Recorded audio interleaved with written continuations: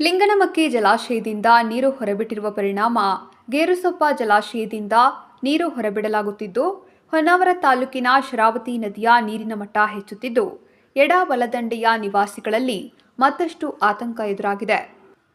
ಲಿಂಗನಮಕ್ಕಿ ಜಲಾಶಯದ ಗರಿಷ್ಠ ಮಟ್ಟ 1819 ಆಗಿದ್ದು, ಇಂದಿನ ನೀರಿನ ಮಟ್ಟ 1815.45 ಅಡಿಗಳಿಗೆ ತಲುಪಿದೆ. ಭಾರೀ ಪ್ರಮಾಣದ ನೀರು ಜಲಾಶಯಕ್ಕೆ ಹರಿದು ಬರುತ್ತಿದ್ದು, 52,900 ಕ್ಯೂಸೆಕ್ಸ್ ನೀರು ಬಿಡಲಾಗುತ್ತಿದೆ.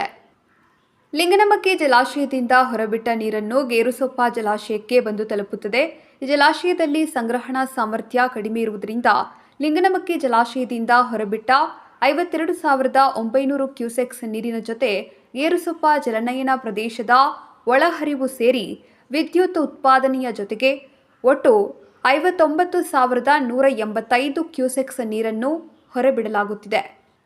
ಗೇರುಸೊಪ್ಪ ಜಲಾಶಯದಿಂದ ಹೊರಬಿಟ್ಟ ನೀರು ಗೇರುಸೊಪ್ಪದಿಂದ ಹೊನ್ನಾವರದ ತನಕ ಹರಿದು ಬಂದು ಸಮುದ್ರ ಸೇರುತ್ತದೆ. ಇದರಿಂದ ಶರಾವತಿ ನದಿಯು ಭರ್ತಿಯಾಗಿ ತಗ್ಗು ಪ್ರದೇಶಗಳಿಗೆ ತುಂಬಿ ಹರಿಯುತ್ತಿದೆ.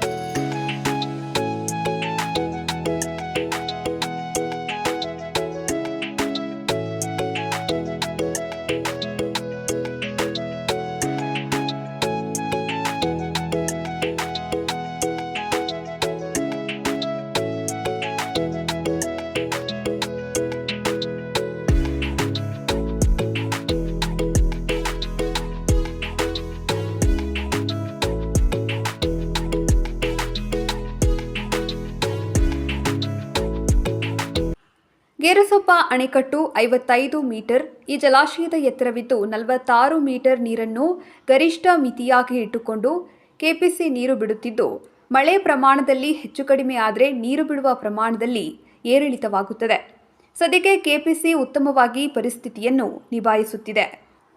ಲಿಂಗನಮಕ್ಕಿ ಅಣೆಕಟ್ಟು ಇನ್ನೂ 3 ಅಡಿ ತುಂಬಿದರೆ ಹೆಚ್ಚುವರಿಯಾಗಿ ಬರುವ ಪೂರ್ತಿ ನೀರನ್ನು ಗೇರುಸೊಪ್ಪ ಅಣೆಕಟ್ಟು ಮುಖಾಂತರ ಶರಾವತಿ ನದಿಗೆ ಹೊರಬಿಡಬೇಕಾಗುತ್ತದೆ.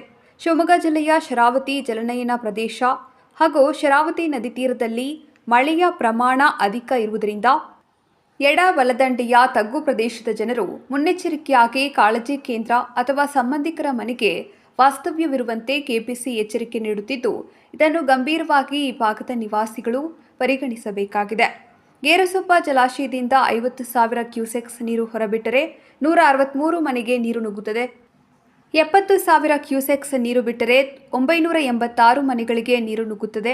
1,00,000 ಕ್ಯೂಸೆಕ್ಸ್ ನೀರು ಬಿಟ್ಟರೆ 3,500 ಮನೆಗಳಿಗೆ ನೀರು ನುಗ್ಗುತ್ತದೆ ಎನ್ನುವ ಮಾಹಿತಿ ಕೆಪಿಸಿ ಬಳಿ ಲಭ್ಯವಿದೆ. ಈ ಮಾಹಿತಿಯ ಅನುಗುಣವಾಗಿ ಹಂತ ಹಂತವಾಗಿ ನೀರು ಬಿಡುವ ಮೂಲಕ ಪರಿಸ್ಥಿತಿ ನಿಭಾಯಿಸುತ್ತಿದ್ದಾರೆ.